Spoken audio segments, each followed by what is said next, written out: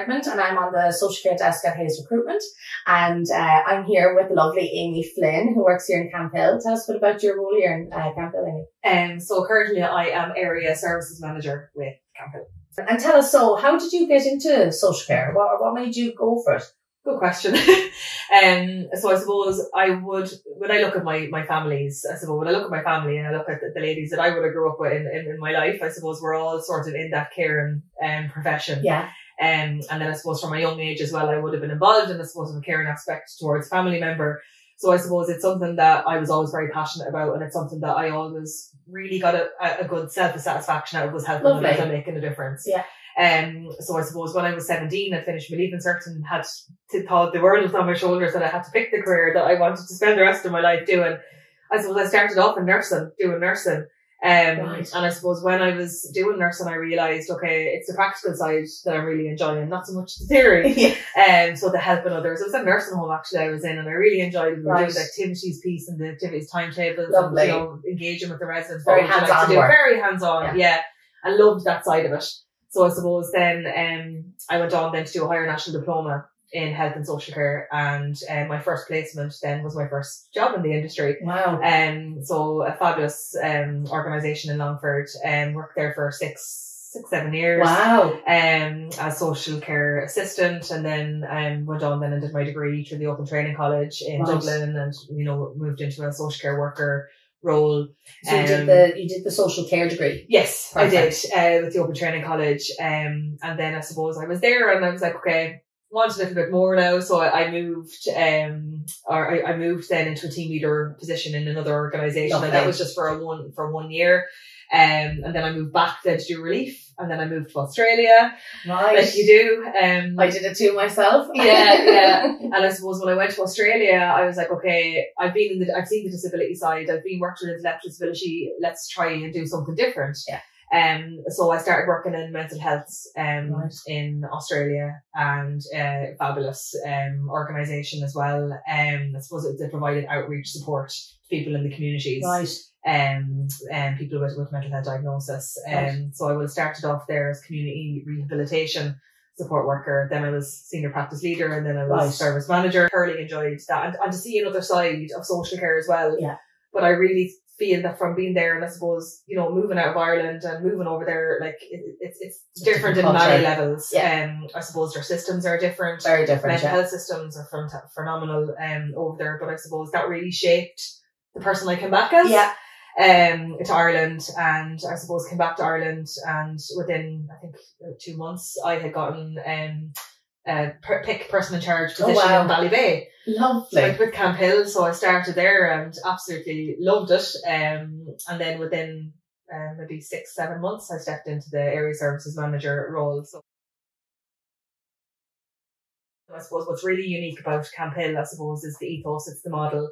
And I suppose, in comparison to working with other providers, I think that's what really attracted me to work in Camphill, is that different, that life sharing model. I suppose everybody having a purpose. Yeah. And I suppose everyone being involved and choosing their day. I suppose like on site we would have, like we have weaving workshops, we have candle workshops, we have pottery workshops. We have arts and crafts, we have our farm, we have our garden, we have horticulture. And I suppose then we do, the guys, depending on their interest or will and preference, we would have external, there'd be external services as well, like in terms of horse riding and the gym and gym membership and all that type of thing. So no, it's great. And I suppose it's, each of our community members have their own timetable that they're involved in. So it's very person-centred. Absolutely. Lovely. Absolutely. A very person-centred approach. And I suppose, as I said, that's what attracted me to work here. So what are the stigmas that are, I suppose, out there in the social care sector that you are aware of? I suppose COVID didn't do us any favours in this sector. And I think, we've seen a mass exiting of social care workers, not just leaving Camphill, but leaving the sector. Yeah.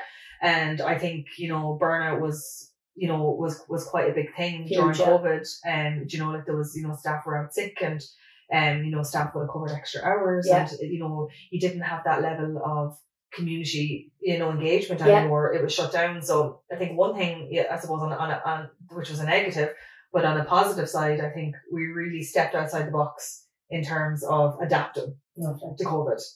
And I think other stigmas, you believe, once you go in sort of, 24-hour shifts, you're gone all weekend. And I suppose, like behaviours of concern. You hear a lot about behaviours of concern, and I don't know how you do what you do. Do you ever hear, I don't know how you do what you do. I don't know how you do that. I don't know how you do I that. do that. Yeah, exactly. And it's actually like when you ask them to define what they mean by that, you're not really doing it. No, exactly. And it's just, and that's it. Like, I suppose, yes, there is naturally enough more high support areas than others, but I suppose there's people that prefer them areas. New graduates in social care don't realise the massive opportunity and field that social care is that involves. And I suppose it's the opportunity for progression as well. Like, as I just explained earlier, starting off as a social care assistant, and then but I suppose I would be quite a driven person, I suppose, and social care really excels that in me. Yeah. And that passion and, that want. And then it was nearly like, okay, in order for me to help someone do that, I need to be here. Yeah. And in order for me to be able to help someone do that, I need to be here. Yeah. So it was nearly like a continuous motivation, I suppose. What are the challenges that you're finding in your recruitment processes? So I suppose at the moment, and I think it's a sector-wide issue. It is, you know yourselves as well. Your door's probably being banged down. But I suppose like that, it was during COVID, and there was a mass exiting, and I suppose I'm not sure whether there was as many people training or as people going abroad. Yeah. Like, I think there's multiple elements to it. Really, we are struggling, I suppose, at the moment in terms of recruiting. And it's for all of them reasons, it's COVID, and it is people going abroad, and it's just, as I said, I don't know, was there a bit of a blockage during COVID of people accessing education, because, there's the financial implication of that as well.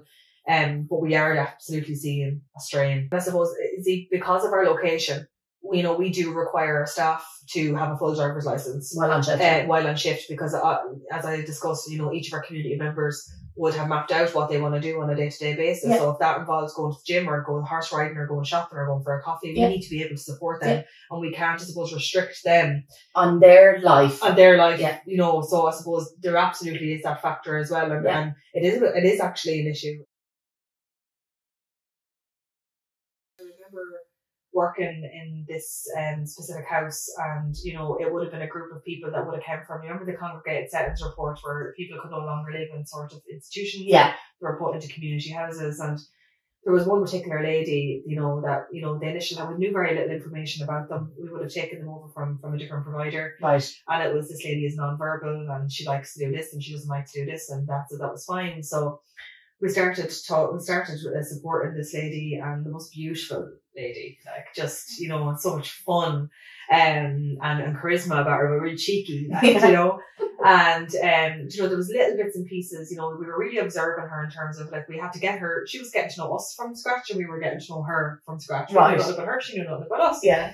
But it was little things that we would have picked up on, she would have moved over, and I suppose looking for the tea bags, and so okay, if she likes tea, and then everything she sort of pointed to, so sometimes it would be pink, or it could have been, okay, she likes pink, and we were jotting all of these things, and then, it was such a team thing that we had a group email, and it was like, Amy today, I know such a thing, that's great, we were nearly building a profile.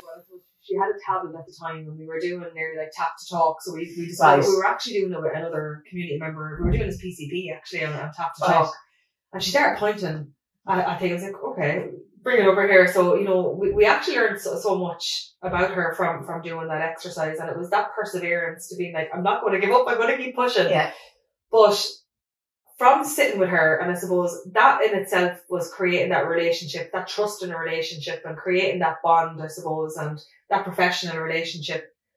She started talking, and then we discovered that she had a family. So that when she came to us, she's no next to kin, she's no family. But I suppose we went back and we done a bit of digging, and we actually found that she did have a family.